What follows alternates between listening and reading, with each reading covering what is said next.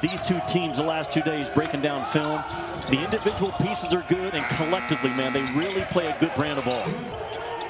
Yeah, classic hard to guard is 5 and wide. Oregon already goes with zone press back to man. They are so good. Oregon with no lag time. Kerr Kriisa with all 6 points early on here for Arizona, playing just his 8th game of the season. Williams knocks it down in a foul, so a chance at a 3-point play. James Akinjo misses the shot, but the putback slam for Oregon. Ducks in transition here. Will Richardson playing just his 10th game of the season. Ducks by 2, 4 minutes gone by. That was the first 360 spin pass I've seen this year. Very well done. 5th, even 6th bounce. You have to keep your discipline on him. Always in attack mode. Figueroa again for 3 and away. This is what I have the rest of the week. And then next week in Nashville, 7 games in the SEC tournament. So, all right, speaking of the SEC, because, you know, everybody's tried to dissect what is going on with Kentucky's Duarte. And shoot the basketball like that. And then an older guy that just knows the game on both ends so well and leads the team. They're young this year. Cats is a member of St. John's in a game played at the Chase Center in San Francisco, so he's had good success against the Wildcats. Dalen Terry from outside. Lawson's brother Jonathan is a highly recruited player that's committed to play for the Ducks next year. Here's Terrell Brown, and he knocks down the 2-pointer. The Wildcats within 1. So when you're the first 4 out, last day of regular season play, kind of feels like a must-win.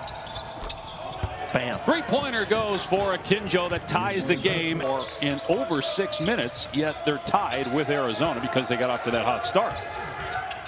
Duarte. And there's Kepnang with the slam. Frank Kepnang playing in just his 12th game of the season. He reclassified and joined the team at quarter break. 3-pointer is good for Mathurin. The good defense by Arizona against Omoruyi, but the Ducks will keep it. Williams will hoist a 3, and it's good. With greater ease than Oregon. And basketball is pretty simple. The quality of my shot versus the quality of your shot. I try not to miss you and Bill Walton, to be honest with you. To me, I love to listen. To tell from that angle. But another team that I'm curious as Jordan Brown puts it in. 6 from the floor from their reserves. Will Richardson out of control. Omoruyi had very good NBA careers. Boucher, one of the most improved players in the NBA this year with Toronto. Here's Duarte, a step back 3 on the money to tie it at 3rd. Yeah, 220 somewhere in there. Hard to guard, man. Figueroa puts it on the floor, gets all the way to the rim. Tubelis probably. Oregon by 3, final minute here of the first half. Akinjo stops at the foul line and connects. Wildcats within 1. Dave, I'm telling you, his 4th, 5th, 6th, 7th bounce, you better stay down and stay after him, man. He's not going to give it up himself.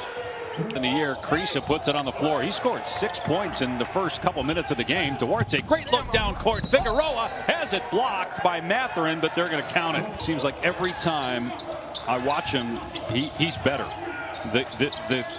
The next game, he always has something different to show us. Your patience and love for others has been greater than mine, so it doesn't surprise me how you view that. Well, you did mention you watch a lot of our blockets by Figueroa. Can't get the bounce, but taps it out to Williams. Richardson is open. Nails the 3, and the Ducks had their largest lead of the game at 11. Be a factor in March, and Omoruyi starting to figure it out. And he's back on the floor, too, after an awkward landing earlier.